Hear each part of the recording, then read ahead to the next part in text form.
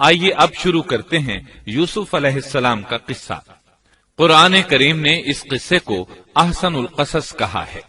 اس کے بارے میں اللہ تعالی نے پوری ایک سورت یعنی سورہ یوسف نازل فرمائی۔ اس قصے میں دو عظیم نبیوں کا تذکرہ ہے، سیدنا یعقوب بن اسحاق علیہ السلام اور یوسف بن یعقوب علیہ السلام کا۔ اپنے بھائیوں کی وجہ سے یوسف علیہ السلام کن حالات کا شکار ہوئے، آپ اس کا تفصیل سے ذکر سنیں گے۔ سورہ یوسف مکی ہے اور یوسف علیہ السلام کا قصہ اگرچہ ابتلاء و آزمائش کی داستان ہے، لیکن اس میں اور بھی بہت سے فوائد ہیں۔ سننے والا اس سے لطف اندوز ہوتا ہے، اپنے اندر رحم اور انس کے جذبات محسوس کرتا ہے۔ اس قصے میں ان حالات کی طرف بھی اشارہ ہے جو انبیاء کے ساتھ پیش آتے ہیں۔ عام انبیاء کے حالات واقعات سے معلوم ہوتا ہے کہ پہلے وہ آسودہ حال تھے، لیکن جب انہوں نے دعوت دی تو ان کی قوم نے انہیں جھٹلایا، پھر آزمائش کا سلسلہ شروع ہوا، پھر ان کی قوموں پر عذاب آیا۔ اس قصے میں معاملہ اس کے بالکل برعکس ہے۔ اس میں شروع میں ابتلاء آزمائش کا دور ہے، پھر آسانی اور فراوانی کی داستان ہے۔ ایسا کیوں ہوا؟ علماء کے اس بارے میں مختلف اقوال ہیں۔ عطا رحمت اللہ علیہ فرماتے ہیں، غمزدہ پریشان حال اگر یوسف علیہ السلام کے قصے کو سنتا ہے تو اس کے دل کو سکون ملتا ہے، وہ مطمئن ہو جاتا ہے، اس لیے کہ اس میں تنگی کے بعد آسانی ہے، مشکلات کے بعد اللہ کی نعمتوں کا نزول اس سے ظاہر ہے۔ سورہ یوسف سورہ ہود کے بعد نازل ہوئی۔ سورہ ہود میں انبیاء کرام کے تذکرے کے بعد قوم ہود اور قوم صالح کی تباہی کا ذکر آتا ہے، پھر ان اقوام کا تذکرہ ہے جو تباہ و برباد ہوئی۔ پھر سورہ یوسف عام الحزن میں نازل ہوئی۔ یہ وہ سال تھا جس میں نبی صلی اللہ علیہ وسلم کے چچا ابو طالب فوت ہوئے۔ ابو طالب ہر طرح آپ کا ساتھ دیتے رہے تھے، یہاں تک کہ رسول اکرم صلی اللہ علیہ وسلم فرماتے ہیں، قریش نے مجھ سے صحیح معنوں میں دشمنی کا آغاز ابو طالب کی وفات کے بعد کیا۔ ایک قول کے مطابق ابو طالب کی وفات کے صرف 3 دن بعد آپ کی پیاری اور محبوب بیوی، جنت کی عورتوں کی سردار، دنیا جہان کی افضل ترین عورتوں میں سے ایک سیدہ خدیجۃ الکبریٰ رضی اللہ عنہا اس دنیا سے رخصت ہو گئیں۔ انا للہ و انا الیہ راجعون۔ یہاں تک کہ ابن عباس رضی اللہ عنہما فرماتے ہیں، رسول اللہ صلی اللہ علیہ وسلم نے 4 خط کھینچے، پھر صحابہ کرام کو مخاطب کر کے فرمایا، جانتے ہو یہ خط میں نے کیوں کھینچے ہیں؟ انہوں نے کہا، ہم نہیں جانتے۔ تو آپ صلی اللہ علیہ وسلم نے فرمایا، جنت کی افضل ترین عورتیں 4 ہیں، ایک مریم بنت عمران، دوسری خدیجہ بنت خویلد، تیسری فاطمہ بنت محمد اور چوتھی فرعون کی بیوی آسیہ بنت مزاحم رضی اللہ عنہن اجمعین۔ سیدہ خدیجہ رضی اللہ عنہا اور ابو طالب کی وفات کا آپ صلی اللہ علیہ وسلم کو بہت شدید صدمہ ہوا۔ تب آپ کی تسلی کے لیے اللہ تعالیٰ نے سورہ یوسف نازل فرمائی اور آپ کو یقین دلایا کہ تنگی کے بعد فراخی ہوتی ہے، اور اس صورت میں سبق آموز واقعات اور عبرتوں کا تذکرہ یکجا کر دیا گیا ہے، جبکہ دوسرے انبیاء کے قصے قرآن اور احادیث میں مختلف مقامات پر ہیں۔ یہ قصہ قرآن کریم میں ایک جگہ کیوں ذکر کیا گیا، اس میں کیا حکمت تھی، اور باقی قصے مختلف مقامات پر کیوں بکھرے ہوئے ہیں، اس بارے میں علامہ قرطبی رحمت اللہ علیہ فرماتے ہیں، اللہ تعالیٰ نے انبیاء علیہم السلام کے قصے تکرار کے ساتھ ذکر کیے ہیں۔ ایک ہی بات کو بلاغت و بیان کے اصول کے تحت مختلف پیرائے میں ذکر کیا ہے، جیسا کہ ابراہیم علیہ السلام کا قصہ ہے۔ جب اللہ کے برگزیدہ فرشتے ان کے پاس آئے تو ان کے آنے پر ابراہیم علیہ السلام نے جو مہمان نوازی کی اس کو مختلف انداز میں بیان کیا گیا ہے۔ ایک جگہ فرمایا، وہ بغیر کسی تاخیر کے بھنا ہوا بچڑا لے آئے۔ دوسری آیت میں فرمایا، پس ابراہیم فربا بچڑے کا گوشت لے آئے۔ ان دونوں جملوں کو جمع کرنے سے معلوم ہوا بھونا ہوا موٹا تازہ بچڑا پیش کیا گیا۔ مختلف جگہوں پر ان کا تذکرہ اس لیے کیا گیا کہ لوگ اس سے عبرت پکڑیں۔ علامہ قرطبی رحمت اللہ علیہ فرماتے ہیں، یوسف علیہ السلام کے قصے کو ایک جگہ اور باقی انبیاء کے قصوں کو علیحدہ بیان کرنے کی ایک حکمت یہ بھی ہے کہ مخالف پر حجت قائم ہو جائے کہ وہ نہ مکرر کلام لا سکتے ہیں اور نہ ہی قصہ یوسف علیہ السلام کی طرح اکٹھا کلام لا سکتے ہیں۔ مطلب یہ کہ بلاغت کی ہر قسم میں دشمن پر حجت قائم ہو سکے۔ اللہ تعالی کلام کو مکرر اور غیر مکرر لا کر قرآن کا اعجاز بیان کرنا چاہتے ہیں کہ اللہ چاہیں تو ایک قصے کو ایک ہی جگہ بیان کر دیں، چاہیں تو مختلف جگہوں پر بیان کر دیں۔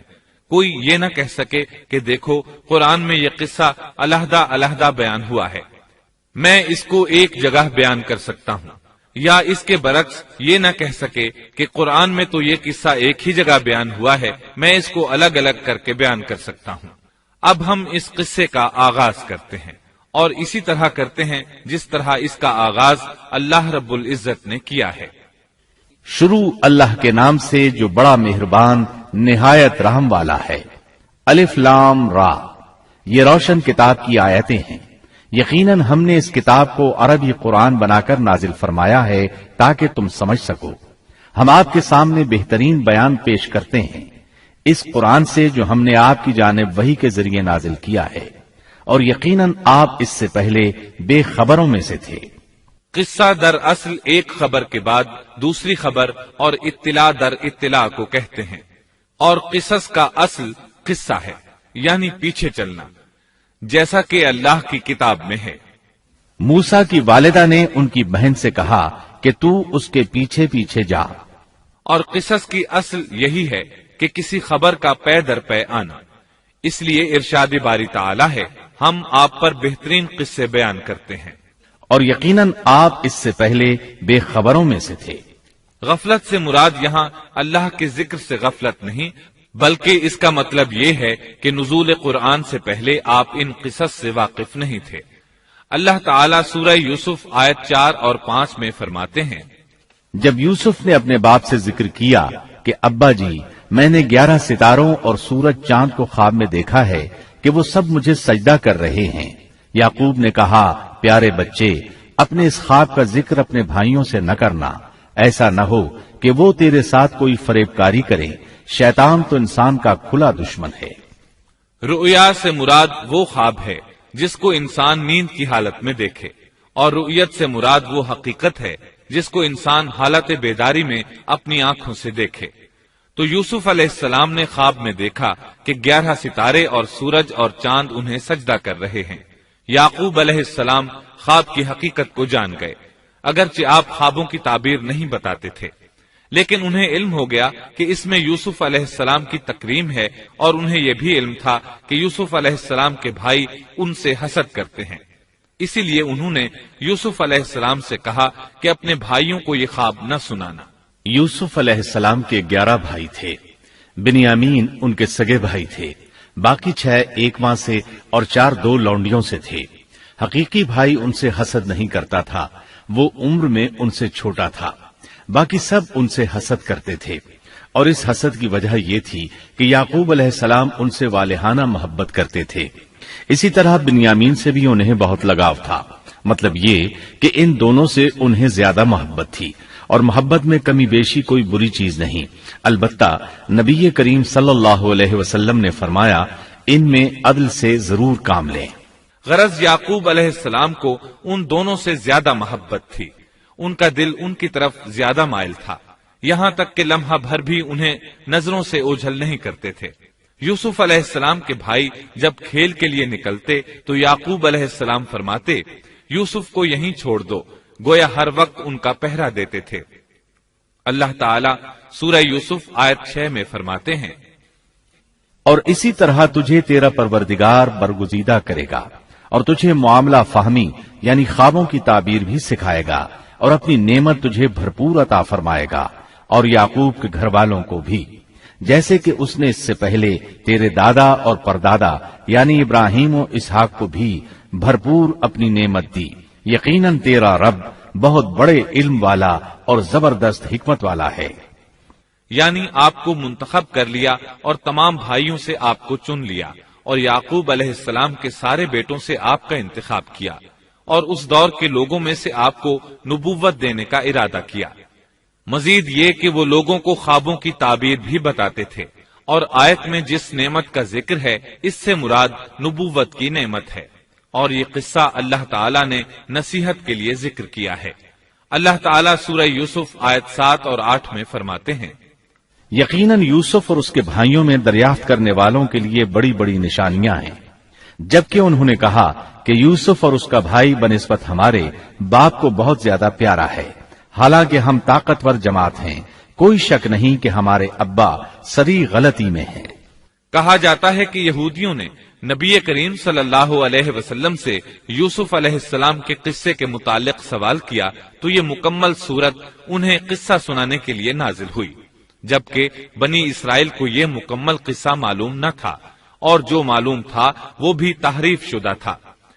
قرآن ان کی اس تحریف کو واضح کرنے کے لیے بھی نازل ہوا، اور جو بھی بنی اسرائیل کا شخص یا کوئی اور اس کے متعلق پوچھے گا اس کے لیے عبرتیں اور نصیحتیں ہیں۔ یوسف کے بھائیوں نے کہا کہ ہمارا باپ یوسف اور اس کے بھائی سے زیادہ محبت کیوں کرتا ہے، جبکہ ہم ایک جماعت ہیں۔ اپنے باپ کے اس عمل پر اعتراض کیا، اور یقیناً یہ ایک بہت برا گمان تھا۔ ضلال کا معنی گمراہی ہوتا ہے، لیکن کبھی خطا پر بھی بولا جاتا ہے، اور انہوں نے باہمی مشورہ کیا اور سوچ بچار کے بعد یوسف علیہ السلام کے قتل کی تجویز طے ہوئی۔ اللہ تعالیٰ آیت 9 میں فرماتے ہیں، یوسف کو تو مار ہی ڈالو یا اسے کسی نامعلوم جگہ پھینک دو کہ تمہارے والد کا رخ صرف تمہاری طرف ہی ہو جائے، اس کے بعد تم نیک ہو جانا۔ مطلب یہ کہ وہ آپس میں کہنے لگے یوسف کو قتل کر دو۔ اس پر بڑے بھائی یہودا نے مداخلت کی اور کہا قتل بہت سنگین جرم ہے، اس پر وہ بولے تب پھر اسے کہیں غائب کر دو تاکہ باپ کی توجہ تمہاری طرف ہو جائے اور یوسف والی رکاوٹ ختم ہو جائے۔ دیکھیے کیسی سوچ ہے، پہلے برائی کریں گے پھر توبہ کریں گے اور نیک بن جائیں گے۔ بھلا کیا ایسا آدمی جو برائی اس نیت سے کرتا ہے بعد میں توبہ کر لے گا، کیا اس کی توبہ قبول ہوگی؟ علماء فرماتے ہیں توبہ کا دروازہ کھلا ہے۔ اللہ تعالیٰ رات کے وقت صدا دیتا ہے کہ دن کو برائی کرنے والے توبہ کر لے، اور دن کو آواز دیتا ہے رات کو برائی کرنے والے توبہ کر لے۔ کوئی توبہ کا دروازہ بند نہیں کر سکتا، یہاں تک کہ انسان جتنی بار بھی گناہ کر کے توبہ کرے اللہ قبول کرتا ہے۔ اس لیے اللہ نے ان کی توبہ قبول کر لی۔ تاہم اس بات سے ڈرنا چاہیے کہ اگر گناہ کرنے کے بعد توبہ کا موقع ہی نہ ملے اور موت آ لے تو کیا ہوگا؟ یہ بات نہایت ہی خوفناک ہے کہ توبہ کا موقع ہی نہ ملے۔ اللہ تعالیٰ آیت نمبر 10 میں فرماتے ہیں، ان میں سے ایک نے کہا یوسف کو قتل تو نہ کرو بلکہ اسے کسی اندھے کنویں کی تہ میں ڈالاؤ کہ اسے کوئی آتا جاتا قافلہ اٹھا لے جائے، اگر تمہیں کرنا ہی ہے تو یوں کرو۔ یہودا نے انہیں قتل سے روکا اور کہا قواسم کے راستے میں اموقی نام کا کنواں ہے، اسے اس میں ڈال دو، کوئی گزرتا ہوا قافلہ اسے اٹھا لے جائے گا، اس سے نجات ہی پانا چاہتے ہو تو یہ کام کرو۔ سب نے اس بات سے اتفاق کیا۔ اب اپنے باپ کے پاس گئے، باپ سے انہوں نے جو کہا آیت 11 اور 12 میں آتا ہے، انہوں نے کہا ابا آخر آپ یوسف کے بارے میں ہم پر اعتبار کیوں نہیں کرتے؟ ہم تو اس کے خیر خواہ ہیں، کل آپ ضرور اسے ہمارے ساتھ بھیج دیجئے کہ خوب کھائے پیے اور کھیلے، اور اس کی حفاظت کے ہم ذمہ دار ہیں۔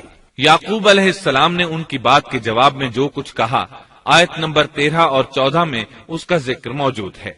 یعقوب نے کہا اسے تمہارا لے جانا مجھے تو سخت صدمہ دے گا، اور مجھے یہ بھی کھٹکا لگا رہے گا کہ تمہاری غفلت میں اسے بھیڑیا کھا جائے۔ انہوں نے جواب دیا کہ ہم جیسی زوراور جماعت کی موجودگی میں بھی اگر اسے بھیڑیا کھا جائے تو ہم بالکل نکمے ہی ہوئے۔ وہاں بھیڑیے کثرت سے تھے، اس لیے یعقوب علیہ السلام ڈرتے تھے۔ بیٹوں کے بار بار اصرار پر یعقوب علیہ السلام یوسف علیہ السلام کو ان کے ساتھ بھیجنے پر رضامند ہو گئے۔ اللہ تعالیٰ آیت 15 میں فرماتے ہیں، پھر جب اسے لے چلے اور سب نے مل کر ٹھان لیا کہ اسے غیر آباد گہرے کنویں کی تہ میں پھینک دیں، ہم نے یوسف کی طرف وحی کی کہ یقیناً وقت آ رہا ہے کہ تو انہیں اس ماجرے کی خبر اس حال میں دے گا کہ وہ جانتے ہی نہ ہوں گے۔ بعض روایات کے مطابق انہوں نے راستے میں یوسف علیہ السلام کو مارا پیٹا، برا بھلا کہا، اور ایسا کرنا ان کے لیے معمولی بات تھی کیونکہ وہ تو قتل کے درپے تھے۔ آخر کار کنویں کے پاس پہنچے اور مشورے کے مطابق انہیں کنویں میں ڈال دیا۔ یوسف علیہ السلام کنویں میں ایک پتھر پر گرے، یعنی پانی میں نہ گرے۔ آپ اس پتھر پر بیٹھ گئے۔ اللہ تعالیٰ کی طرف سے انہیں تسلی دی گئی کہ آپ پریشان نہ ہوں، بہت جلد آپ کنویں سے نکلیں گے اور انہیں ان کے اس گھناؤنے فعل کے بارے میں بتلائیں گے، اور انہیں اس بات کا گمان بھی نہیں ہوگا کہ ایسا وقت بھی آئے گا۔ یوسف علیہ السلام کو کنویں میں ڈالنے کے بعد انہوں نے گھر جانے کی تیاری کی۔ آیت نمبر 16 میں آتا ہے، اور عشاء کے وقت وہ سب اپنے باپ کے پاس روتے ہوئے پہنچے۔ امام آمش قاضی شرح رحمت اللہ علیہ کی مجلس میں بیٹھے تھے۔ ایک عورت آئی، اس کا ایک آدمی سے جھگڑا تھا، وہ بہت شدت سے رو رہی تھی۔ آمش بولے، آپ دیکھتے نہیں یہ کس بری طرح رو رہی ہے؟ ان کا مطلب یہ تھا کہ یہ سچی ہے۔ قاضی شرح فرمانے لگے، یوسف علیہ السلام کے بھائی رات کو روتے ہوئے اپنے باپ کے پاس آئے تھے، پس فیصلہ رونے پر نہیں انصاف پر ہونا چاہیے۔ اب یوسف علیہ السلام کے بھائیوں نے باپ کو تفصیل سنائی۔ اللہ تعالیٰ اس کا ذکر آیت 17 میں فرماتے ہیں، اور کہنے لگے کہ ابا جی، ہم تو آپس میں دوڑ میں لگ گئے اور یوسف کو ہم نے سامان کے پاس چھوڑا، پس اسے بھیڑیا کھا گیا۔ آپ تو ہماری بات نہیں مانیں گے، گو ہم بالکل سچے ہی ہوں۔ سو انہوں نے یہ بات بتائی، لیکن اس سے جھوٹ صاف ظاہر ہو رہا تھا، جیسا کہ اگلی آیت میں ہے۔ اور یوسف کے کرتے کو جھوٹ موٹ کے خون سے خون آلود بھی کر لائے تھے۔ ابن عباس رضی اللہ عنہما فرماتے ہیں کہ انہوں نے بکری ذبح کی اور یوسف علیہ السلام کی قمیص پر اس کا خون مل لیا، اور خون میں لت پت قمیص یعقوب علیہ السلام کے پاس لے آئے۔ جب یعقوب علیہ السلام نے دیکھا تو فرمانے لگے، یہ بھیڑیا بھی کتنا رحم دل تھا، میرے بیٹے کو تو کھا لیا اور قمیص کو کچھ نہیں کہا، تمہاری عقل کہاں ہے؟ اس بات کا ذکر آیت 18 میں ہے۔ باپ نے کہا، یوں نہیں، بلکہ تم نے اپنے ہی دل سے ایک بات بنا لی ہے، بس صبر ہی بہتر ہے، اور تمہاری بنائی ہوئی باتوں پر اللہ ہی سے مدد کی طلب ہے۔ ادھر دوسری طرف کیا ہوا؟ آیت 19 میں اللہ فرماتے ہیں، اور ایک قافلہ آیا اور انہوں نے اپنے ایک پانی لانے والے کو بھیجا، اس نے اپنا ڈول لٹکا دیا اور کہنے لگا، واہ واہ، خوشی کی بات ہے، یہ تو ایک لڑکا ہے۔ انہوں نے اسے مال تجارت قرار دے کر چھپا دیا، اور اللہ اس سے باخبر تھا جو وہ کر رہے تھے۔ تفصیل اس کی یہ ہے کہ ایک قافلہ اس کنویں کے پاس سے گزرا جس میں یوسف علیہ السلام موجود تھے۔ انہوں نے پانی کی تلاش میں ایک خادم کو بھیجا، وہ کنویں تک پہنچا، اس نے کنویں میں ڈول لٹکایا، یوسف علیہ السلام اس ڈول میں بیٹھ گئے۔ خادم نے ڈول نکالا تو اس میں ایک خوبصورت بچے کو دیکھا، مارے خوشی کے وہ پکار اٹھا، یہاں ایک لڑکا ہے۔ اس زمانے میں غلاموں اور لونڈیوں کی تجارت ہوتی تھی، انہیں خوف محسوس ہوا کہ کہیں یہ لڑکا ان سے چھن نہ جائے۔ اس خوف کے پیش نظر انہوں نے یوسف علیہ السلام کو چھپا لیا۔ انہوں نے یہ بھی سوچا کہ شاید یہ بھاگا ہوا غلام ہے، اگر اس کا مالک آ گیا تو وہ اسے لے جائے گا۔ یہ قافلہ مدائن سے مصر جا رہا تھا۔ جب یہ مصر پہنچے تو انہوں نے یوسف علیہ السلام کو معمولی قیمت میں فروخت کر دیا۔ معمولی قیمت میں فروخت کرنے کی جلدی بھی انہوں نے اسی خیال کے تحت کی کہ کہیں اس کا مالک نہ آ جائے۔ ابن عباس رضی اللہ عنہما فرماتے ہیں کہ انہوں نے یوسف علیہ السلام کو صرف 20 درہم میں بیچ دیا، اور یہ نہایت معمولی قیمت تھی۔ آیت نمبر 21 میں ہے، مصر والوں میں سے جس نے اسے خریدا تھا اس نے اپنی بیوی سے کہا کہ اسے بہت عزت و احترام کے ساتھ رکھو، بہت ممکن ہے کہ یہ ہمیں فائدہ پہنچائے یا اسے ہم اپنا بیٹا ہی بنا لیں۔ یہ شخص مصر کا وزیر خزانہ تھا، بے اولاد تھا۔ اس نے سوچا شاید یہ لڑکا بڑا ہو کر اچھا انسان بنے، لہذا کیوں نہ ہم اسے بیٹا بنا لیں۔ اس طرح یوسف علیہ السلام وزیر خزانہ کے گھر پلے بڑھے۔ وزیر خزانہ عزیز مصر کہلاتا تھا۔ عزیز نے آپ کو بیٹوں کی طرح رکھا۔ آپ کچھ بڑے ہوئے تو شاہی محل کی دیکھ بھال آپ کے ذمے لگا دی گئی، شاہی محل کے تمام اختیارات آپ کے سپرد کر دیے گئے۔ اللہ تعالیٰ آیت 21 اور 22 میں فرماتے ہیں، یوں ہم نے مصر کی سرزمین میں یوسف کا قدم جما دیا کہ ہم اسے خواب کی تعبیر کا کچھ علم سکھا دیں۔ اللہ اپنے ارادے پر غالب ہے، لیکن اکثر لوگ بے علم ہوتے ہیں۔ اور جب یوسف पुख्तगी की उम्र को पहुंच गए तो हमने उसे कुव्वत फैसला और इल्म दिया। हम नेककारों को इसी तरह बदला देते हैं। यूसुफ अलैहिस्सलाम बहुत पाकीज़ा और तौहीद वाले माहौल में परवान चढ़े। घर का सारा इंतजाम इन्हीं के हाथ में था। आप बहुत बसीरत और सूझबूझ से घर का निजाम चला रहे थे। अभी अजीज मिस्र की बीवी ने आपको गुमराह करने की कोशिश नहीं की थी कि हिल्म, इल्म और बसीरत की सिफात आप में मौजूद थी। मुफस्सिरीन लिखते हैं, जब यूसुफ अलैहिस्सलाम की उम्र 17-18 साल की हुई तो जवानी के साथ उनके हुस्न में मजीद इजाफा हुआ। हुस्न यूसुफ वाकई बेमिसाल था। नबी अकरम सल्लल्लाहु अलैहि वसल्लम फरमाते हैं, मेराज की रात मेरी मुलाकात यूसुफ अलैहिस्सलाम से हुई। ऐसा लगता था कि दुनिया का निस्फ हुस्न यूसुफ अलैहिस्सलाम को मिला है। मुफस्सिरीन इसकी वजाहत करते हैं कि हुस्न को अल्लाह ताला ने 2 हिस्सों में तकसीम किया है। आधा हुस्न यूसुफ अलैहिस्सलाम को दिया और आधा बाकी सारी मखलूक में तकसीम कर दिया। अल्लाह अकबर, ये है हुस्न यूसुफ। और जब यूसुफ के हुस्न की कैफियत ये है तो फिर उसके खालिक के क्या कहने। जब अजीज मिस्र की बीवी ने उनका हुस्न देखा तो बे इख्तियार हो गई। उसके अंदर हैजान पैदा हुआ। उसने यूसुफ अलैहिस्सलाम से बदकारी का इरादा कर लिया। उनके साथ लुत्फो इनायत का सिलसिला शुरू कर दिया और फुसलाने के जितने तरीके हो सकते थे वो इख्तियार किए। नाजो नखरे के साथ उससे पेश आने लगी। अल्लाह आयत 23 में फरमाते हैं, उस औरत ने जिसके घर में यूसुफ थे, यूसुफ को बहलाना फुसलाना शुरू किया कि वो अपने नफ्स की निगरानी छोड़ दे और दरवाजे बंद करके कहने लगी, लो आ जाओ। यूसुफ ने कहा, अल्लाह की पनाह, वो मेरा रब है, मुझे उसने बहुत अच्छी तरह रखा है। बेइंसाफी करने वालों का भला नहीं होता है। मतलब ये कि आखिर नौबत यहाँ तक पहुँच गई कि एक दिन उसने सारे दरवाजे बंद कर लिए और कहने लगी, आइए यूसुफ, मैंने ये ज़ेबो जीनत आपके लिए की है। यूसुफ अलैहिस्सलाम फरमाने लगे, अल्लाह की पनाह, ये नामुमकिन है, मैं ऐसा नहीं कर सकता। क्या मैं अपने मालिक की घरवाली से बदकारी करूं जिसने मुझे अपने बेटों की तरह नाजो नेमत में रखा। ये बहुत बड़ा जुल्म है और जालिम लोग फलाह नहीं पा सकते। आपने फौरन इनकार कर दिया, इसलिए कि आप साहिब इल्म थे, साहिब हिल्म थे, बादशाह के मकाम और मर्तबे को जानने के साथ बुराई के नुकसानात से भी बाखबर थे। खुद साहिब फजल थे और अहले फजल के मकाम और मर्तबे से भी वाकिफ थे। कुरान करीम की आयत आपकी तहारत और पाकीज़गी बयान कर रही हैं।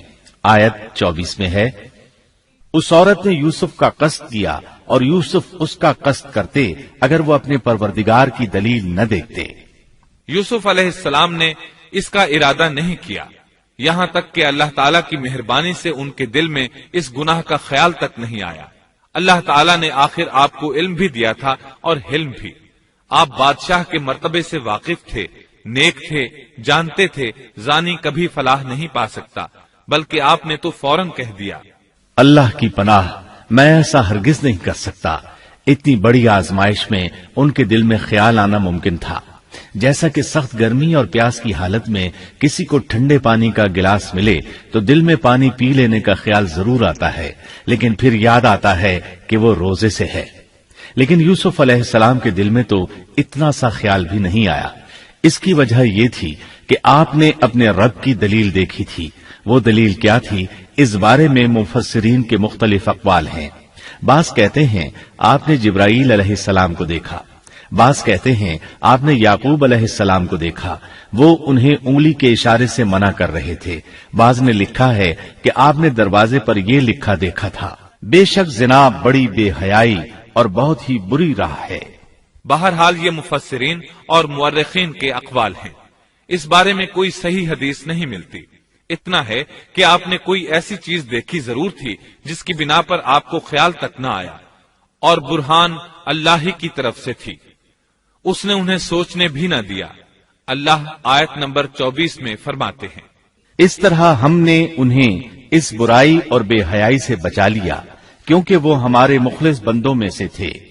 अल्लाह ने आपको सिर्फ जिना से नहीं बुराई से भी बचा लिया।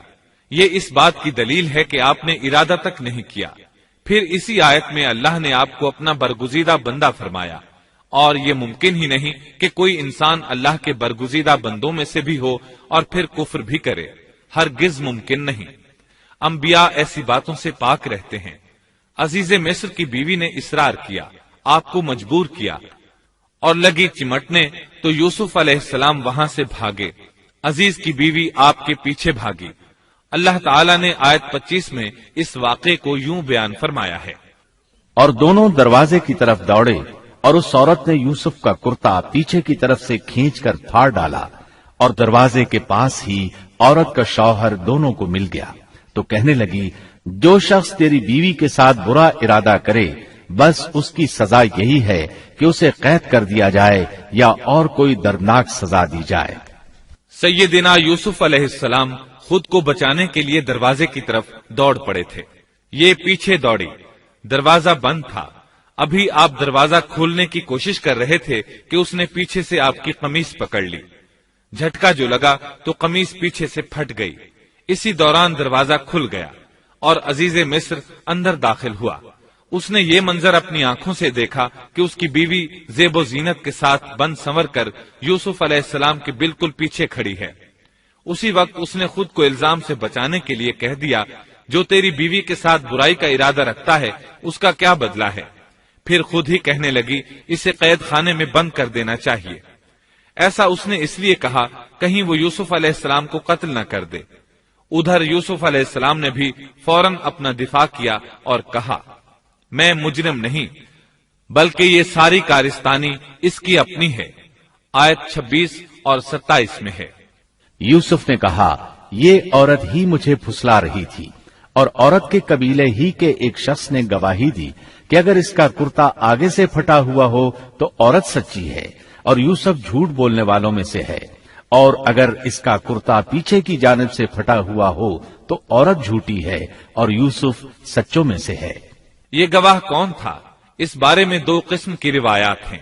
پہلی روایت یہ ہے کہ وہ دودھ پیتا بچہ تھا، اس نے کہا کہ اس عورت نے بہکایا ہے اور یہ اللہ کا معجزہ تھا۔ دوسری روایت یہ ہے کہ عزیز مصر کے ساتھ اس کا چچا زاد تھا، اس نے کہا، قمیص دیکھو کہاں سے پھٹی ہے، پیچھے سے پھٹی ہے تو یوسف سچے، اور آگے سے پھٹی ہے تو پھر وہ سچی ہے، یوسف جھوٹے ہیں۔ آیت نمبر 28 میں آتا ہے، سو جب خاوند نے دیکھا کہ یوسف کا کرتا پیٹھ کی جانب سے پھٹا ہوا ہے تو صاف کہہ دیا کہ یہ تو عورتوں کی چال بازی ہے، بے شک تمہاری چال بازی بہت بڑی ہے۔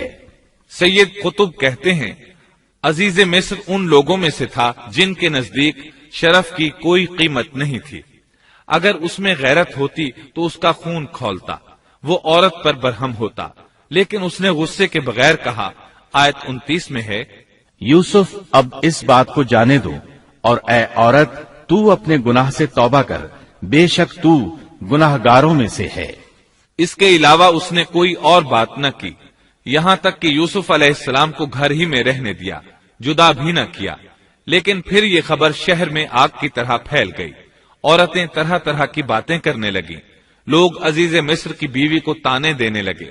آیت 30 میں ہے، اور شہر کی عورتوں میں چرچا ہونے لگا کہ عزیز مصر کی بیوی اپنے جوان غلام کو اپنا مطلب نکالنے کے لیے بہلانے پھسلانے میں لگی رہتی ہے، اس کے دل میں یوسف کی محبت بیٹھ گئی ہے، ہمارے خیال میں تو وہ سری گمراہی میں ہے۔ یہ چرچا ہونے لگا کہ عزیز مصر کی بیوی ایک غلام کے ساتھ برائی پر تل گئی، اگر کسی آزاد کے ساتھ ایسا کرتی تو معاملہ اور تھا، غلام سے محبت کر بیٹھی، یہ تو اس نے بے وقوفی کی انتہا کر دی۔ اس طرح اسے خوب برا بھلا کہا گیا۔ یہ خبر عزیز مصر کی بیوی تک بھی پہنچ گئی۔ آیت 31 میں ہے، اس نے جب ان عورتوں کی پرفریب مکارانہ باتیں سنی تو انہیں بلوا بھیجا اور ان کے لیے ایک مجلس مرتب کی، اور ان میں سے ہر ایک کو چھری دی اور کہا، اے یوسف ان کے سامنے چلے آؤ۔ ان عورتوں نے جب اسے دیکھا تو بہت بڑا جانا اور اپنے ہاتھ کاٹ لیے، اور زبان سے نکل گیا کہ اللہ کی پناہ، یہ انسان تو ہرگز نہیں، یہ تو یقیناً کوئی بہت ہی بزرگ فرشتہ ہے۔ وضاحت اس کی یہ ہے کہ اس عورت نے اپنے گھر میں ایک دعوت کا انتظام کیا، تمام عورتوں کو اس دعوت میں بلایا، دعوت کا انتظام اس طرح کیا کہ سب کے لیے ایک تکیہ لگایا، پھل سامنے رکھے اور ہر ایک کو ایک ایک چھری تھما دی۔ ساتھ ہی یوسف علیہ السلام سے کہا کہ مجلس میں آ جائیں۔ جب یوسف علیہ السلام آئے تو وہ انہیں دیکھ کر مبہوت رہ گئیں۔ ان کے حسن سے اس قدر متاثر ہوئیں کہ اپنا ہوش نہ رہا اور پھلوں کے بجائے اپنے ہاتھ کاٹ ڈالے، لیکن اس کا انہیں احساس تک نہ ہوا۔ سبحان اللہ، کیا حسن تھا جس کی وجہ سے انہوں نے اپنے ہاتھ کاٹ لیے اور خبر تک نہ ہوئی۔ کہنے لگیں یہ تو کوئی فرشتہ معلوم ہوتا ہے، انسان اتنا خوبصورت کیسے ہو سکتا ہے؟ آیت 32 میں ہے، اس وقت عزیز مصر کی بیوی نے کہا، یہ ہے وہ جس کے بارے میں تم مجھے تانا دے رہی تھی۔ میں نے ہر چند اس سے اپنا مطلب حاصل کرنا چاہا، لیکن یہ بال بال بچا رہا، اور جو کچھ میں اس سے کہہ رہی ہوں اگر یہ نہ کرے گا تو یقیناً یہ قید کر دیا جائے گا، اور بے شک یہ بہت ہی بے عزت ہوگا۔ یہ آیت اس بات کی واضح دلیل ہے کہ یوسف علیہ السلام نے برائی کا ارادہ نہیں کیا تھا۔ پھر بات یہیں پر ختم نہیں ہو گئی، بلکہ تمام عورتیں یوسف علیہ السلام پر ٹوٹ پڑیں۔ ان میں سے ہر ایک کی خواہش تھی کہ یوسف علیہ السلام اس سے محبت کریں اور بے حیائی کا ارتکاب کریں۔ اپنی عزت اور شرف کو انہوں نے خاک میں ملا دیا۔ یوسف علیہ السلام کے حسن پر فریفتہ ہو گئیں۔ اس کیفیت کو دیکھ کر یوسف علیہ السلام نے اپنے رب سے دعا کی۔ آیت 33 اور 34 میں آتا ہے، یوسف نے دعا کی کہ اے میرے پروردگار، جس بات کی طرف یہ عورتیں مجھے بلا رہی ہیں اس سے تو مجھے جیل خانہ بہت پسند ہے۔ اگر تو نے ان کا مکر و فریب مجھ سے دور نہ کیا تو میں تو ان کی طرف مائل ہو جاؤں گا اور بالکل نادانوں میں جا ملوں گا۔ اس سے ظاہر ہوا سب عورتیں یوسف علیہ السلام کو اپنی طرف متوجہ کر رہی تھیں۔ انہوں نے ہر طریقہ اختیار کیا، لیکن یوسف علیہ السلام نے کسی ایک کی طرف توجہ نہ دی۔ اللہ نے انہیں بچا لیا اور عورتوں کی چال کو ناکام بنا دیا۔ اس واقعے کی خبر بھی لوگوں میں پھیل گئی۔ عزیز مصر کی بیوی کو پتا چل گیا کہ یہ خبریں پورے شہر میں پھیل گئی ہیں اور لوگ اسے ہی قصوروار ٹھہرا رہے ہیں۔ تب وہ اپنے خاوند کے پاس گئی، اس سے کہا، اب کیا کیا جائے؟ سب لوگ مجھے ہی الزام دے رہے ہیں، معاملہ بہت پھیل گیا ہے، اس بات کو دبانے کے لیے کچھ کرنا چاہیے۔ عزیز مصر نے کہا، پھر کیا کیا جائے؟ آخر آپس میں مشورہ ہوا، دونوں اس پر متفق ہو گئے۔ ابن عباس رضی اللہ عنہما فرماتے ہیں، انہوں نے یوسف علیہ السلام کو ایک گدھے پر سوار کیا اور ایک ڈھول والا ساتھ کر دیا اور یہ منادی کرائی کہ اس عبرانی غلام نے اپنی مالکہ کے ساتھ برائی کی کوشش کی ہے، لہٰذا اسے اس جرم کی پاداش میں جیل میں ڈالا جاتا ہے۔ گویا انہوں نے اپنے پر سے الزام ختم کرنے کا یہ منصوبہ سوچا۔ اس بارے میں اللہ آیت 35 میں فرماتے ہیں، پھر ان تمام نشانوں کے دیکھ لینے کے بعد بھی انہیں یہی مصلحت معلوم ہوئی کہ یوسف کو کچھ مدت کے لیے قید خانے میں رکھیں۔ انہوں نے یہ اس لیے کہا تاکہ یوسف علیہ السلام پر تہمت لگائی جا سکے۔ اس طرح یوسف علیہ السلام قید خانے میں آ گئے۔ ان کے ساتھ 2 نوجوان اور قید خانے میں بھیجے گئے تھے۔ کچھ دن ساتھ رہنے کے بعد وہ جان گئے کہ یوسف علیہ السلام نیک سیرت انسان ہیں، عبادت گزار نوجوان ہیں۔ ایک رات دونوں نوجوانوں نے خواب دیکھے۔ صبح ہوئی تو دونوں یوسف علیہ السلام کے پاس گئے اور اپنا اپنا خواب سنایا۔ قرآن کریم آیت 36 میں اس کو یوں بیان کرتا ہے، اس کے ساتھ ہی 2 اور جوان بھی جیل خانے میں داخل ہوئے۔ ان میں سے ایک نے کہا کہ میں نے خواب میں اپنے آپ کو شراب نچوڑتے دیکھا ہے، اور دوسرے نے کہا میں نے اپنے آپ کو دیکھا ہے کہ میں اپنے سر پر روٹی اٹھائے ہوئے ہوں جسے پرندے کھا رہے ہیں۔ ہمیں آپ اس کی تعبیر بتائیے، ہمیں تو آپ خوبیوں والے شخص دکھائی دیتے ہیں۔ قید خانے کے قیدی بھی جان چکے تھے کہ یوسف علیہ السلام نیک ہیں۔ آپ نے سوچا یہ دین کی دعوت دینے کا بہترین موقع ہے۔ انہوں نے جو کچھ ان سے کہا وہ آیت نمبر 37 اور 38 میں اس طرح آیا ہے، یوسف نے کہا تمہیں جو کھانا دیا جاتا ہے اس کے تمہارے پاس پہنچنے سے پہلے ہی میں تمہیں اس کی تعبیر بتلا دوں گا۔ یہ سب اس علم کی بدولت ہے جو مجھے میرے رب نے سکھایا ہے۔ میں نے ان لوگوں کا مذہب چھوڑ دیا ہے جو اللہ پر ایمان نہیں رکھتے اور آخرت کے بھی منکر ہیں۔ میں اپنے باپ دادوں کے دین کا پابند ہوں، یعنی ابراہیم، اسحاق اور یعقوب کے دین کا۔ ہمیں ہرگز یہ سزاوار نہیں کہ ہم اللہ کے ساتھ کسی کو بھی شریک کریں۔ ہم پر اور تمام اور لوگوں پر اللہ کا یہ خاص فضل ہے، لیکن اکثر لوگ ناشکری کرتے ہیں۔ آپ نے سب سے پہلے اپنا تعارف کرایا، ابراہیم اور یعقوب علیہ السلام کے بارے میں بتایا، اور اس زمانے کے لوگ ابراہیم علیہ السلام کو مانتے تھے۔ ابراہیم علیہ السلام معروف تھے، جانے پہچانے تھے۔ نبی کریم صلی اللہ علیہ وسلم سے پوچھا گیا کہ کریم یعنی عزت دار کون ہے؟ آپ نے فرمایا عزت دار کے بیٹے، عزت دار کے پوتے اور عزت دار کے پڑ پوتے، یعنی یوسف بن یعقوب بن اسحاق بن ابراہیم علیہ السلام۔ مطلب یہ کہ 4 پشتوں تک نبوت کی فضیلت یوسف علیہ السلام کے سوا کسی کے حصے میں نہیں آئی۔ یہ عزت اور بزرگی کی انتہا ہے۔ آپ نے اپنے دین کا تعارف کرانے کے بعد ان سے جو کچھ کہا وہ آیت 39 اور 40 میں آتا ہے۔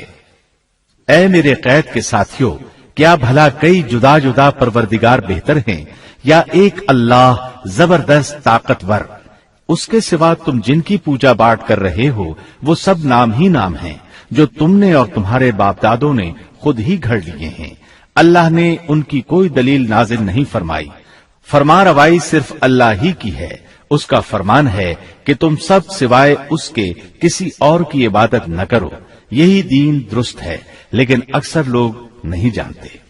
پھر یوسف علیہ السلام نے انہیں خواب کی تعبیر بتائی۔ اس کا ذکر سورہ یوسف آیت 41 میں ہے۔ اے میرے قید خانے کے رفیقو، تم دونوں میں سے ایک تو اپنے بادشاہ کو شراب پلانے پر مقرر ہو جائے گا، لیکن دوسرا سولی دیا جائے گا اور پرندے اس کا سر نوچ نوچ کھائیں گے۔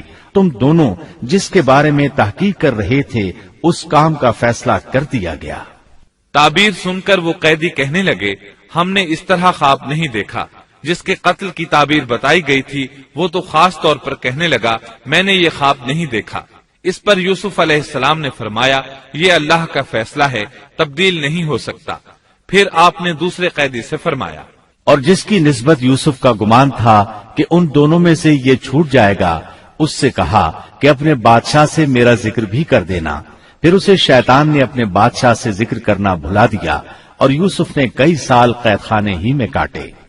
پھر اسی طرح ہوا، ایک کو پھانسی پر چڑھا دیا گیا، دوسرا بادشاہ کو شراب پلانے پر مقرر ہوا، لیکن وہ یوسف علیہ السلام کا ذکر کرنا بھول گیا۔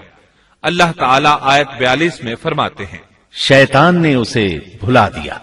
اس آیت کی تفسیر بعض مفسرین نے یہ کی ہے کہ شیطان نے یوسف علیہ السلام کو اپنے رب یعنی اللہ تعالیٰ کی یاد سے غافل کر دیا، اور انہوں نے ایک بندے سے چاہا کہ وہ اپنے رب یعنی شاہ مصر سے ان کا تذکرہ کر کے ان کی رہائی کی کوشش کرے۔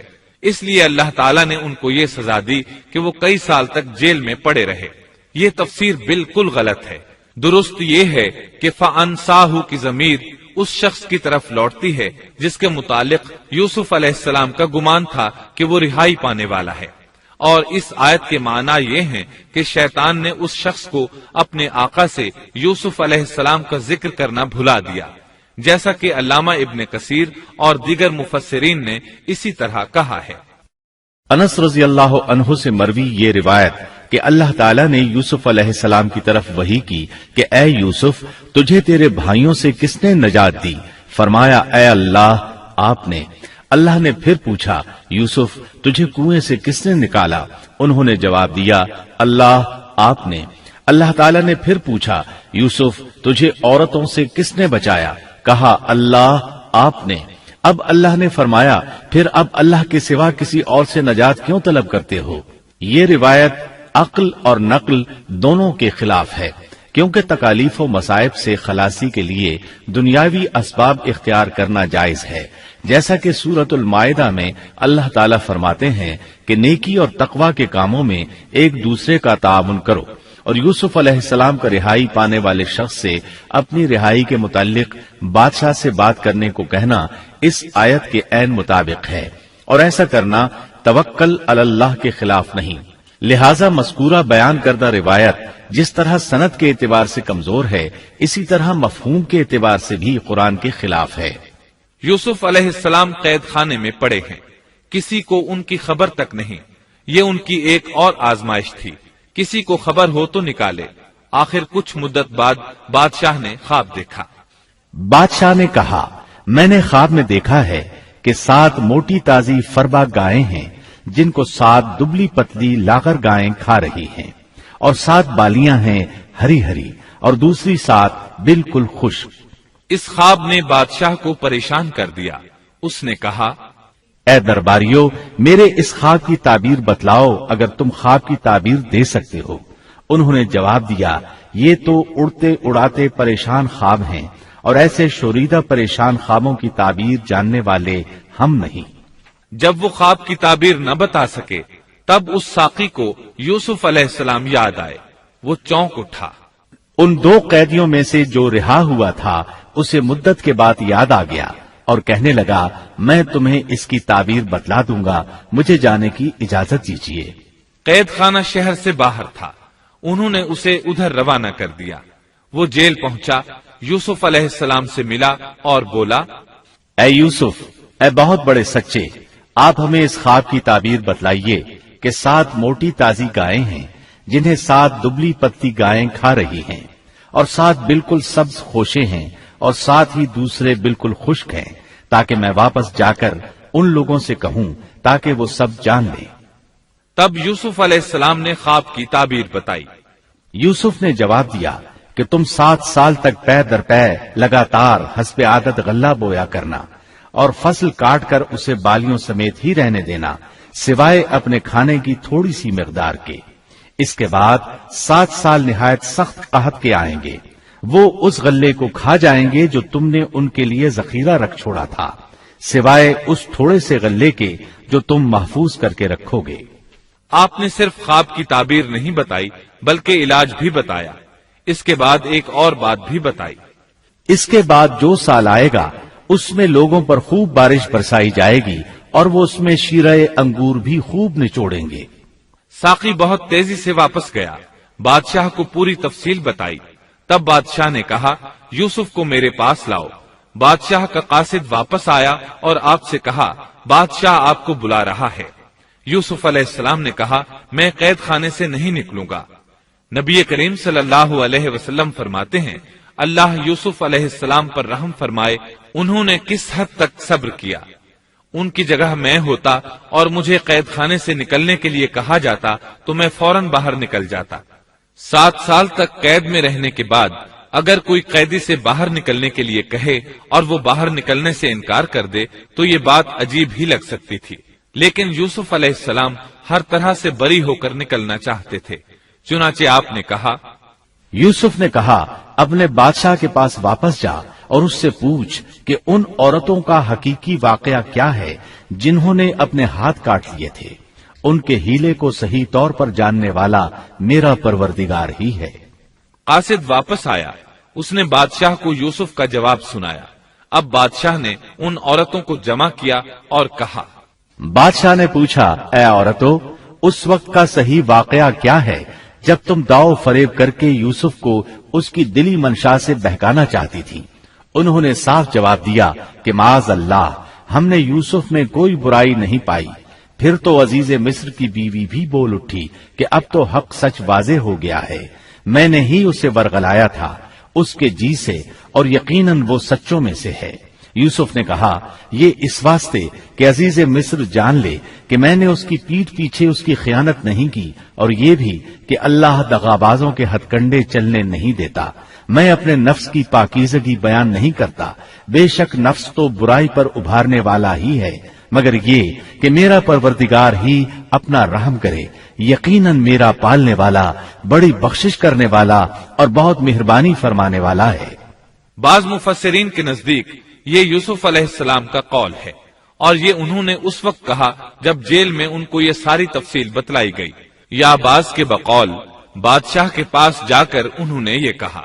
بعض مفسرین کے نزدیک یہ بھی عزیز مصر کی بیوی ہی کا قول ہے، اور مطلب یہ ہے کہ یوسف کی غیر موجودگی میں بھی اسے غلط طور پر تہمت لگا کر خیانت کا ارتکاب نہیں کرتی، بلکہ امانت کے تقاضوں کو سامنے رکھتے ہوئے اپنی غلطی کا اعتراف کرتی ہوں۔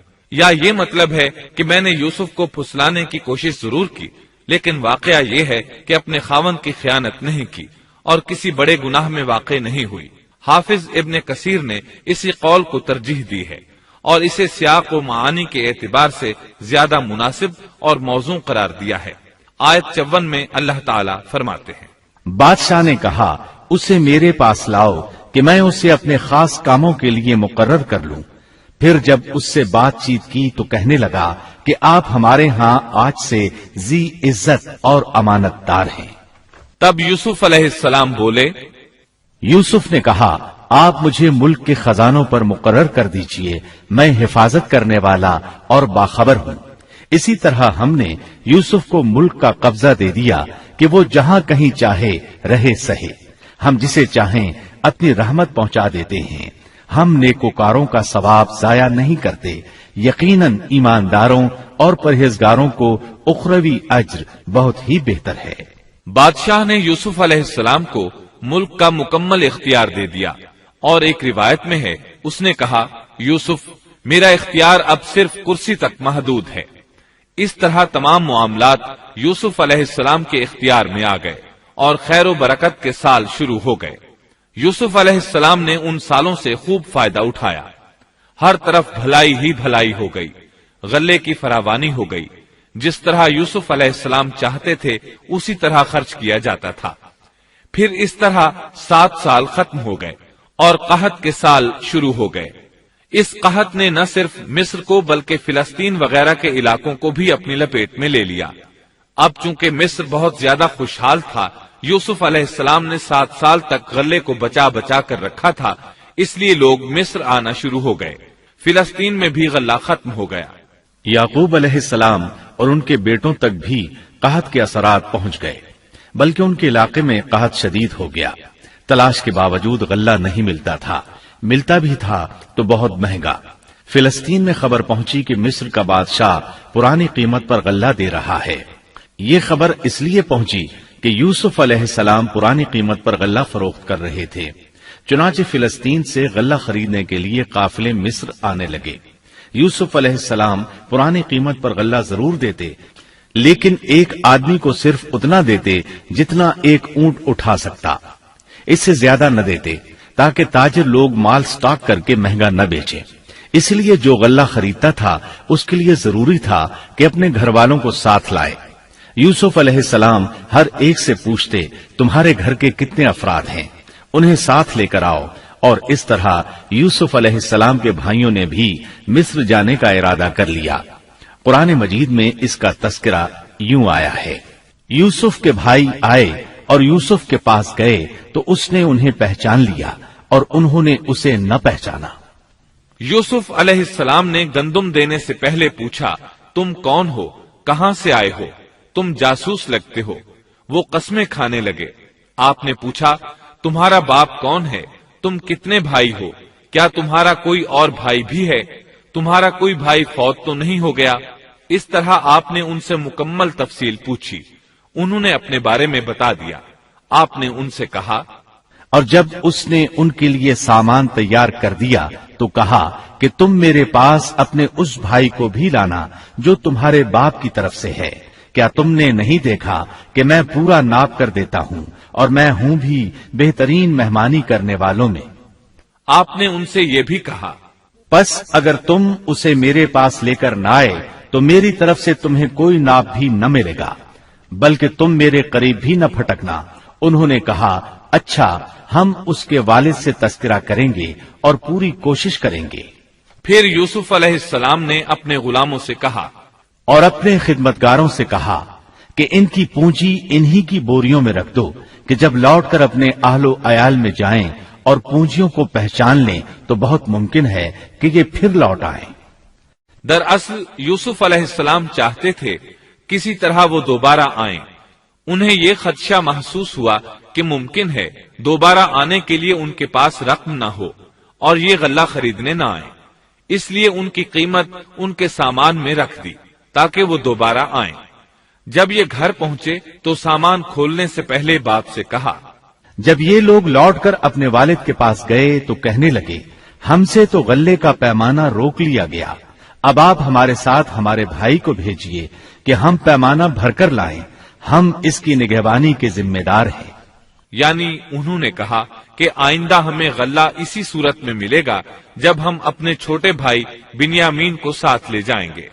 اس پر یعقوب علیہ السلام نے فرمایا، یعقوب نے کہا کہ مجھے تو اس کی بابت تمہارا بس ویسا ہی اعتبار ہے جیسا اس سے پہلے اس کے بھائی کے بارے میں تھا، بس اللہ ہی بہترین حافظ ہے اور وہ سب مہربانوں سے بڑا مہربان ہے۔ مطلب یہ کہ یعقوب علیہ السلام نے ان کی بات ماننے سے انکار کر دیا۔ اس کے بعد جب انہوں نے اپنا سامان کھولا تو کیا دیکھا؟ جب انہوں نے اپنا سامان کھولا تو انہوں نے اپنا سرمایہ موجود پایا جو ان کی جانب لوٹا دیا گیا تھا۔ کہنے لگے، اے ہمارے باپ، ہمیں اور کیا چاہیے؟ دیکھیے تو یہ ہمارا سرمایہ بھی ہمیں واپس لوٹا دیا گیا ہے۔ ہم اپنے خاندان کو غلہ لا دیں گے اور اپنے بھائی کی نگرانی رکھیں گے اور ایک اونٹ کا پیمانہ زیادہ لائیں گے۔ یہ ناپ تو بہت آسان ہے۔ جب یعقوب علیہ السلام نے یہ معاملہ دیکھا اور ان کا اصرار بڑھا تو سوچ میں پڑ گئے کہ معاملہ کچھ اور معلوم ہوتا ہے، پس انہیں اللہ تعالی کی طرف سے الہام ہوا کہ ساتھ بھیج دیجیے۔ یعقوب نے کہا، میں تو اسے ہرگز تمہارے ساتھ نہ بھیجوں گا جب تک کہ تم اللہ کو بیچ میں رکھ کر مجھے قول و قرار نہ دو کہ تم اسے میرے پاس پہنچاؤ گے، سوائے اس ایک صورت کے کہ تم سب گرفتار کر لیے جاؤ۔ جب انہوں نے پکا قول و قرار دیا تو انہوں نے کہا، ہم جو کچھ کہتے ہیں اللہ اس پر نگہبان ہے۔ انہوں نے مزید نصیحت کی اور یعقوب نے کہا، اے میرے بچوں، تم سب ایک دروازے سے نہ جانا بلکہ کئی جدا جدا دروازوں میں سے داخل ہونا۔ میں اللہ کی طرف سے آنے والی کسی چیز کو تم سے ٹال نہیں سکتا، حکم صرف اللہ ہی کا چلتا ہے۔ میرا کامل بھروسہ اسی پر ہے اور ہر ایک بھروسہ کرنے والے کو اسی پر بھروسہ کرنا چاہیے۔ مطلب یہ تھا کہ تم 11 نوجوان ہو، تمہیں دیکھ کر کوئی حسد نہ کر بیٹھے، تمہیں نظر نہ لگ جائے، اور نظر کا لگ جانا برحق ہے، اور یہ بسا اوقات انسان کو قبر میں پہنچا دیتی ہے۔ اب یہ روانہ ہوئے۔ جب وہ انہی راستوں سے جن کا حکم ان کے والد نے انہیں دیا تھا گئے، کچھ نہ تھا کہ اللہ نے جو بات مقرر کر دی ہے وہ اس سے انہیں ذرا بھی بچا لے، مگر یعقوب کے دل میں ایک خیال پیدا ہوا جسے اس نے پورا کر لیا۔ بلا شبہ وہ ہمارے سکھلائے ہوئے علم کا عالم تھا، لیکن اکثر لوگ نہیں جانتے۔ مطلب یہ کہ انسان کی کوشش کے باوجود تقدیر اپنا کام دکھا جاتی ہے۔ عطا رحمت اللہ علیہ فرماتے ہیں کہ یعقوب علیہ السلام کے بارے میں یہ جو فرمایا کہ اس کے پاس ہمارا دیا ہوا علم تھا، اس کا مطلب یہ ہے کہ یعقوب علیہ السلام جو بھی بات کرتے تھے اس میں اللہ کا ذکر ہوتا اور غور و فکر کے بعد بات کرتے، پہلے اللہ کا نام لیتے، اور یہی ان کا علم تھا۔ یوسف علیہ السلام کے بھائی گئے اور دربار میں حاضر ہوئے۔ آپ نے معمول کے مطابق ان کی رہائش کا انتظام کیا، ہر دو کو ایک کمرہ دیا۔ اس طرح بنیامین اکیلے بچ گئے۔ یوسف علیہ السلام نے فرمایا، چلو اسے ادھر میرے پاس چھوڑ جاؤ۔ جب وہ چلے گئے تو یوسف علیہ السلام نے انہیں گلے سے لگا لیا۔ یہ سب جب یوسف کے پاس پہنچ گئے تو اس نے اپنے بھائی کو اپنے پاس جگہ دی اور کہا کہ میں تیرا بھائی یوسف ہوں، بس یہ جو کچھ کرتے رہے اس کا کچھ رنج نہ کر۔ مطلب یہ کہ وہ بنیامین کو بھی ستاتے رہے۔ اس کے بعد یوسف علیہ السلام نے کیا کیا، اس کا ذکر سورہ یوسف آیت 70 تا 77 میں سنیے۔ پھر جب انہیں ان کا سامان اسباب ٹھیک ٹھاک کر کے دیا تو اپنے بھائی کے سامان میں پانی پینے کا پیالہ رکھ دیا۔ پھر ایک آواز دینے والے نے پکار کر کہا کہ اے قافلے والو، تم لوگ تو چور ہو۔ انہوں نے ان کی طرف منہ پھیر کر کہا کہ تمہاری کیا چیز کھوئی گئی ہے؟ جواب دیا کہ شاہی پیالہ گم ہے، جو اسے لے آئے اسے ایک اونٹ کے بوجھ کا غلہ ملے گا۔ اس وعدے کا میں ضامن ہوں۔ انہوں نے کہا، اللہ کی قسم، تم کو خوب علم ہے کہ ہم ملک میں فساد پھیلانے کے لیے نہیں آئے اور نہ ہم چور ہیں۔ انہوں نے کہا، اچھا چور کی کیا سزا ہے اگر تم جھوٹے ہو؟ جواب دیا کہ اس کی سزا یہی ہے کہ جس کے اسباب میں سے پایا جائے وہی اس کا بدلہ ہے۔ ہم تو ایسے ظالموں کو یہی سزا دیا کرتے ہیں۔ بس یوسف نے ان کے سامان کی تلاشی شروع کی، اپنے بھائی کے سامان کی تلاشی سے پہلے۔ پھر اس پیمانے کو اپنے بھائی کے سامان سے نکالا۔ ہم نے یوسف کے لیے اسی طرح یہ تدبیر کی۔ اس بادشاہ کے قانون کی روح سے یہ اپنے بھائی کو نہیں روک سکتا تھا مگر یہ کہ اللہ کو منظور ہو۔ ہم جس کے چاہیں درجے بلند کر دیں، ہر ذی علم پر فوقیت رکھنے والا دوسرا ذی علم موجود ہے۔ انہوں نے کہا کہ اگر اس نے چوری کی تو کوئی تعجب کی بات نہیں، اس کا بھائی بھی پہلے چوری کر چکا ہے۔ یوسف نے اس بات کو اپنے دل میں رکھ لیا اور ان کے سامنے بالکل ظاہر نہ کیا، کہا کہ تم بڑے بدقماش ہو اور جو تم بیان کرتے ہو اسے اللہ ہی خوب جانتا ہے۔ اب وہ بادشاہ یعنی یوسف علیہ السلام کی منت سماجت کرنے لگے۔ انہوں نے کہا کہ اے عزیز مصر، اس کے والد بڑی عمر کے بالکل بوڑھے شخص ہیں، آپ اس کے بدلے ہم میں سے کسی کو لے لیجئے، ہم دیکھتے ہیں کہ آپ بڑے نیک نفس ہیں۔ یوسف نے کہا کہ ہم نے جس کے پاس اپنی چیز پائی ہے اس کے سوا دوسرے کی گرفتاری کرنے سے اللہ کی پناہ چاہتے ہیں، ایسا کرنے سے تو ہم یقیناً ناانصافی کرنے والے ہو جائیں گے۔ جب وہ اس سے مایوس ہو گئے تو تنہائی میں بیٹھ کر مشورہ کرنے لگے۔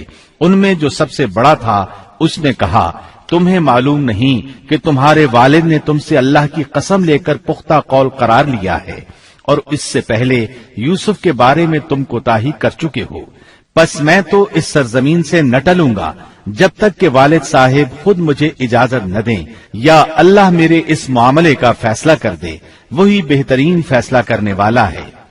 تم سب والد صاحب کی خدمت میں واپس جاؤ اور کہو کہ ابا جی، آپ کے صاحبزادے نے چوری کی اور ہم نے وہی گواہی دی تھی جو ہم جانتے تھے، ہم کچھ غیب کی حفاظت کرنے والے نہ تھے۔ آپ اس شہر کے لوگوں سے دریافت فرما لیں جہاں ہم تھے اور اس قافلے سے بھی پوچھ لیں جس کے ساتھ ہم آئے ہیں، اور یقیناً ہم بالکل سچے ہیں۔ یعقوب نے کہا، یہ تو نہیں بلکہ تم نے اپنی طرف سے بات بنا لی، بس اب صبر ہی بہتر ہے، قریب ہے کہ اللہ ان سب کو میرے پاس ہی پہنچا دے، وہی علم و حکمت والا ہے۔ پھر یعقوب علیہ السلام رونے لگے اور کہنے لگے، پھر ان سے منہ پھیر لیا اور کہا، ہائے یوسف۔ ان کی آنکھیں بوجہ رنج و غم کے سفید ہو چکی تھیں اور وہ غم کو دبائے ہوئے تھے۔ بیٹوں نے کہا، واللہ آپ ہمیشہ یوسف کی یاد ہی میں لگے رہیں گے یہاں تک کہ گھل جائیں یا ختم ہی ہو جائیں۔ اس پر یعقوب علیہ السلام نے کہا، انہوں نے کہا کہ میں تو اپنی پریشانیوں اور رنج کی فریاد اللہ ہی سے کر رہا ہوں، مجھے اللہ کی طرف سے وہ باتیں معلوم ہیں جو تم نہیں جانتے۔ میرے پیارے بچوں، تم جاؤ اور یوسف کی اور اس کے بھائی کی پوری طرح تلاش کرو اور اللہ کی رحمت سے نا امید نہ ہو، یقیناً رب کی رحمت سے نا امید وہی ہوتے ہیں جو کافر ہوتے ہیں۔ اب ان کے پاس غلہ خریدنے کے لیے سامان تجارت بہت کم تھا، وہ تھوڑا سا سامان لے کر پھر یوسف علیہ السلام کے پاس گئے۔ پھر جب یہ لوگ یوسف کے پاس پہنچے تو کہنے لگے کہ اے عزیز، ہم کو اور ہمارے خاندان کو دکھ پہنچا ہے، ہم حقیر پونجی لائے ہیں، پس آپ ہمیں پورے غلے کا ناپ دیجئے اور ہم پر خیرات کیجئے، اللہ خیرات کرنے والوں کو بدلہ دیتا ہے۔ اب برادران یوسف ان کے سامنے رسوائی کے درجے تک پہنچ گئے، چنانچہ یوسف علیہ السلام نے انہیں زیادہ پریشان کرنا مناسب نہ سمجھا اور اپنا مکمل تعارف کروا دیا۔ یوسف نے کہا، جانتے بھی ہو کہ تم نے یوسف اور اس کے بھائی کے ساتھ اپنی نادانی کی حالت میں کیا کیا؟ انہوں نے کہا، واقعی تو ہی یوسف ہے۔ جواب دیا کہ ہاں، میں یوسف ہوں اور یہ میرا بھائی ہے، اللہ نے ہم پر فضل و کرم کیا۔ بات یہ ہے کہ جو بھی پرہیزگاری اور صبر کرے تو اللہ کسی نیکوکار کا اجر ضائع نہیں کرتا۔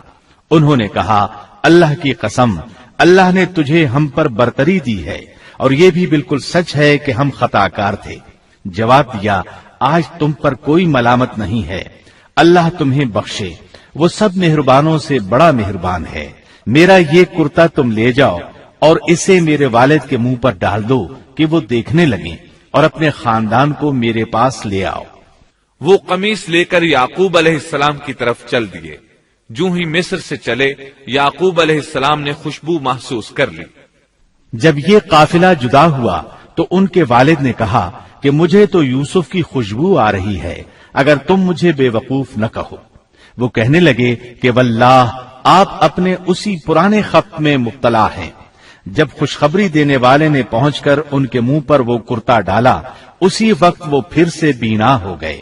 کہا کیا میں تم سے نہ کہا کرتا تھا کہ میں اللہ کی طرف سے وہ باتیں جانتا ہوں جو تم نہیں جانتے؟ انہوں نے کہا ابا جی آپ ہمارے لیے گناہوں کی بخشش طلب کیجئے، بے شک ہم قصوروار ہیں۔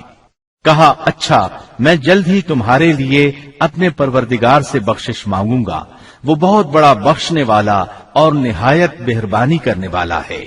پھر سارا خاندان یوسف علیہ السلام کے پاس آیا۔ جب یہ سارا گھرانہ یوسف کے پاس پہنچ گیا تو یوسف نے اپنے ماں باپ کو اپنے پاس جگہ دی اور کہا اللہ کو منظور ہے تو آپ سب امن و امان کے ساتھ مصر میں آؤ، اور اپنے تخت پر اپنے ماں باپ کو اونچا بٹھایا اور سب اس کے سامنے سجدے میں گر گئے۔ تب کہا کہ ابا جی یہ میرے پہلے کے خواب کی تعبیر ہے، میرے رب نے اسے سچا کر دکھایا، اس نے میرے ساتھ بڑا احسان کیا جبکہ مجھے جیل خانے سے نکالا اور آپ لوگوں کو صحرا سے لے آیا۔ اس اختلاف کے بعد جو شیطان نے مجھ میں اور میرے بھائیوں میں ڈال دیا تھا، میرا رب جو چاہے اس کے لیے بہترین تدبیر کرنے والا ہے، اور وہ بہت علم و حکمت والا ہے۔